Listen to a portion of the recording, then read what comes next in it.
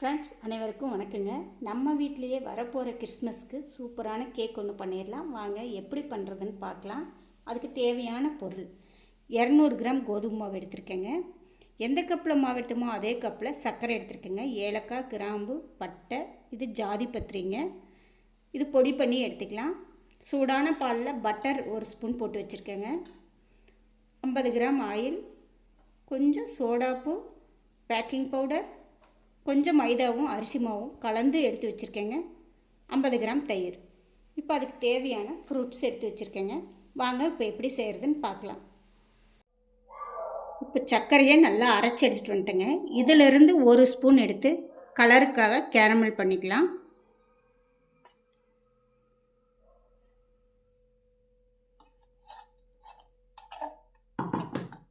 தண்ணியெல்லாம் எதுவும் ஊற்ற வேண்டாங்க, இதே கலர் கொடுக்கும். இப்போ பாருங்கள், இதே நல்ல கலர் வந்துருச்சுங்க. இதுலேயே நம்ம எடுத்து வச்ச ஃப்ரூட்ஸை கொஞ்சம் மிக்ஸ் பண்ணி வச்சிடலாங்க.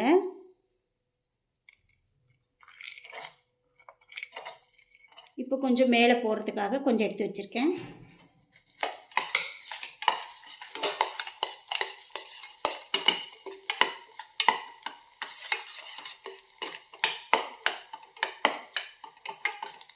இது டைட் ஆகாமல் இருக்கிறதுக்காக நம்ம கொஞ்சம் பால் எடுத்து வச்சுருந்தோம் இல்லைங்களா, அந்த பால் கொஞ்சம் ஊற்றிக்கலாம்.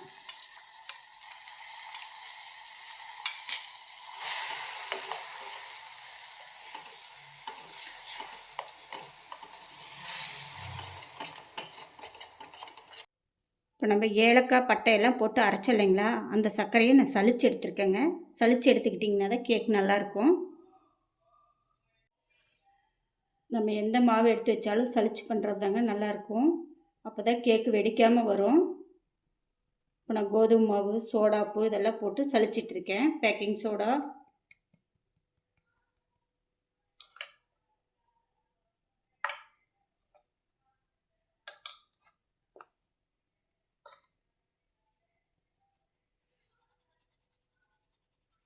இது கூட நம்ம எடுத்து வச்ச தயிர், வாசனை இல்லாத ஆயிலுங்க, நட்ஸ் எல்லாம் ட்ரை பண்ணி வச்சோம்ல அது போட்டுக்கலாம்.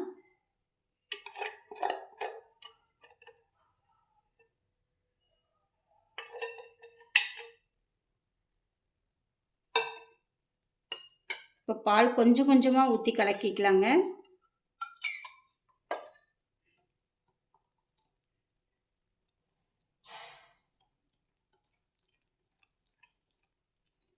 பால் தேவையான அளவுக்கு ஊற்றிக்கிட்டால் போதும். ஃபஸ்ட்லேயே நிறைய ஊற்றிட்டோம்னா நம்மளுக்கு கேக் சரி வராதுங்க.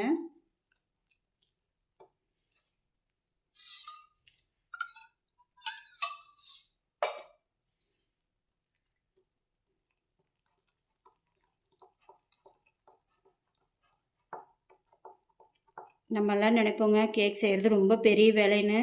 நானுமே அதனால தாங்க செய்யாமல் இவ்வளோ நாள் இருந்தேன். இப்படி தான் கொஞ்சம் கொஞ்சம் கேக் செஞ்சு பழகலான்னு சொல்லி எல்லா கேக்கும் இப்போ செஞ்சு பழகிட்டு இருக்கேங்க. இது நல்லா கற்றுக்கிட்டு தான் நான் உங்களுக்கு இந்த வீடியோ போடுறேன்.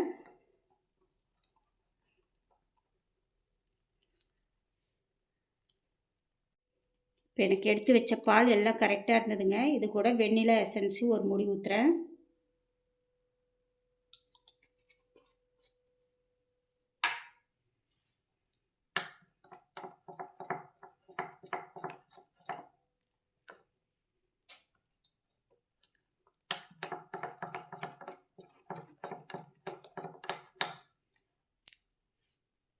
அவ்வளோதாங்க. இப்படி எடுத்து ஊற்றும்போது மடிப்பு மடிப்பாக வரணும். இதுதான் கேக்கோட பதம்.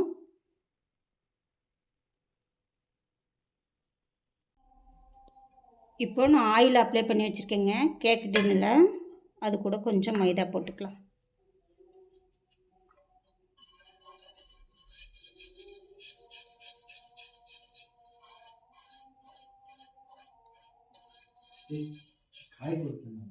கேக் டின்னில் ஆயில் போட்டு மைதா போட்டு இப்போ ரெடி பண்ணி வச்சுருக்கேங்க. இப்போ நம்ம கலக்கின மாவை நம்ம ஊற்றிக்கலாம்.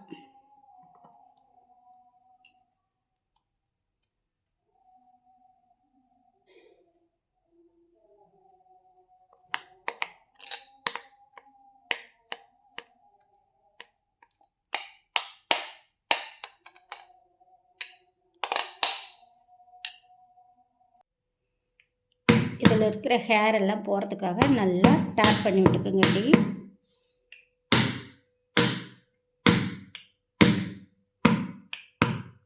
அவ்வளோதாங்க. இதுக்காக நான் அடுப்பில் குக்கர் வச்சுருக்கேங்க. வீட்டில் யூஸ் பண்ணாத குக்கர் இருந்ததுன்னா நீங்கள் அதை யூஸ் பண்ணிக்கிங்க. பாருங்கள், இப்போ நல்லா ஹீட் பண்ணி வச்சுருக்கேன். அதுக்குள்ளே ஒரு கப்பி ஸ்டாண்ட் வச்சுருக்கேங்க. கைப்படாமல் உள்ள மெதுவாக வச்சுருங்க.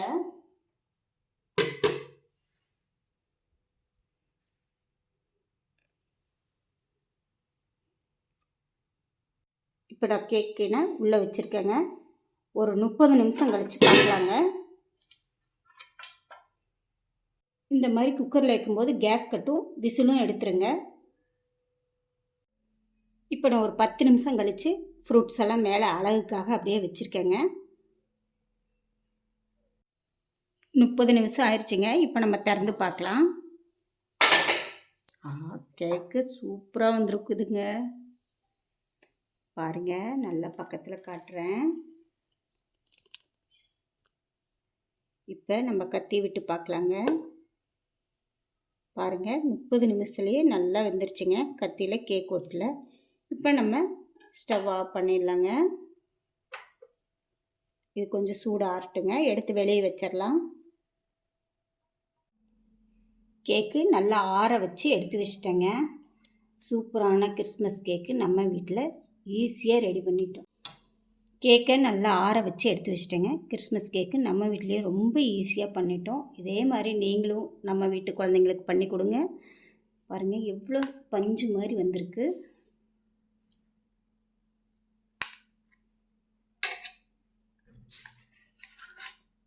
அவ்வளோதாங்க, சூப்பரான கேக்கு ரெடி. நீங்களும் இதே மாதிரி செஞ்சு பார்த்துட்டு கமெண்டில் எப்படி இருக்குன்னு சொல்லுங்கள். கிறிஸ்மஸ் வாழ்த்துக்கள்.